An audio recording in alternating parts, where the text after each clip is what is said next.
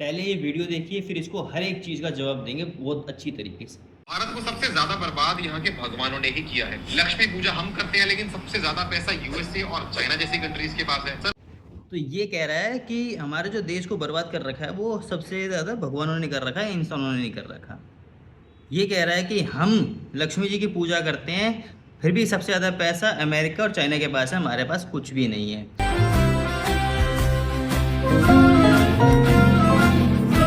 तो सबसे गरीब देश हम नहीं हैं। जो लोग पूजा नहीं करते हैं वो भी गरीब देश है। कौन से 5 देश सुनो। तो ये लोग पूजा नहीं करते हैं फिर भी सबसे ज़्यादा गरीब है। हम इंडियन से सबसे ज़्यादा गरीब यही है 5 देश। विश्वकर्मा पूजा भी हम करते हैं, लेकिन इंजीनियरिंग के एग्जांपल जापान, कोरिया और जर्मनी सेट कर देते हैं। वहाँ पे चाइना में हमारे इंडिया से भी बुरे हालात हैं। ये जापान का एग्जांपल सेट कर रहा है। हम इंडियंस जिस जगह चांद पे साउथ पोल हम पहुँच चुके हैं, वहाँ तो अभी तक कोई देश पहुँचा ही नहीं है।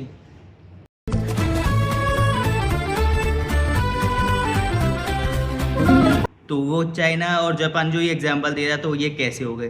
प्रॉब्लम पूजा पाठ करने में नहीं है, प्रॉब्लम सिर्फ पूजा पाठ करने में है। भगवान श्री राम ने हमें सैक्रिफाइस, लिमिट्स और लीडरशिप सिखाया। श्री कृष्ण ने हमें स्ट्रैटेजी, पॉलिटिक्स और डिप्लोमेसी सिखाई, लेकिन हमने उनकी मूर्तियां बनाकर मंदिर में टांगा। और अगर किसी ने इस पर सवाल उठाया तो हमने इसे धर्म विरोधी कहकर समाज के कोने।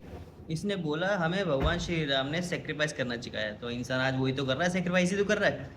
जो इंसान 10 साल पहले 10 हज़ार की जॉब करता था, आज वो 20 हज़ार की जॉब कर रहा है। सेक्रीफाइस करके तो बनाया ना।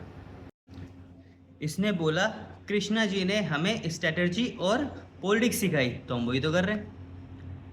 हमें जो काम आता है, जिस तरीके से आता है, हम वही कर रहे हैं, हम कमा रहे हैं, कोई दिक्कत नहीं।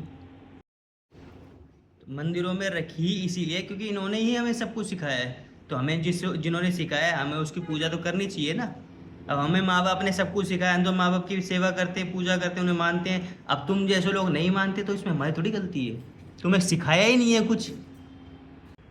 इसने बोला कि हम इसके लिए आवाज़ उठाते हैं तो हमारे को धर्म विरोधी बोल के साइड में फेंक देते हैं। अरे भाई तुम धर्म विरोधी हो, बोलते नहीं है, तुम धर्म विरोधी हो। अगर तुम धर्म विरोधी नहीं हो तो किसी और धर्म के लिए बोल के दिखाओ, पर नहीं बोलेंगे क्योंकि इसे पता है कि अगर किसी और धर्म के लिए बोलेगा तो ये अगली वीडियो बना ही नहीं पाएगा। फेंक दिया। लक्ष्मी जी भगवान विष्णु की धर्म पत्नी है, लेकिन दिवाली पर उनकी पूजा गणेश जी के साथ क्यों की जाती है? ये सवाल मैंने आज तक किसी को पूछते। इस नीच ने बोला कि हमारे जो लक्ष्मी जी की पूजा होती है वो गणेश जी के साथ ही क्यों होती है, विष्णु जी के साथ क्यों नहीं होती? इतना बड़ा नीच चाहिए। तो गणेश जी के साथ पूजा इसलिए होती है क्योंकि हमारे जो गणेश जी भगवान है वो विवेक और विघ्नहर्ता है। बिना बुद्धि के प्राप्त हुए धन का अहंकार और गलत कार्यों में खर्च हो सकता है, इसीलिए विवेकपूर्ण धन प्राप्ति के लिए हमेशा इन दोनों की एक साथ पूजा की जाती है।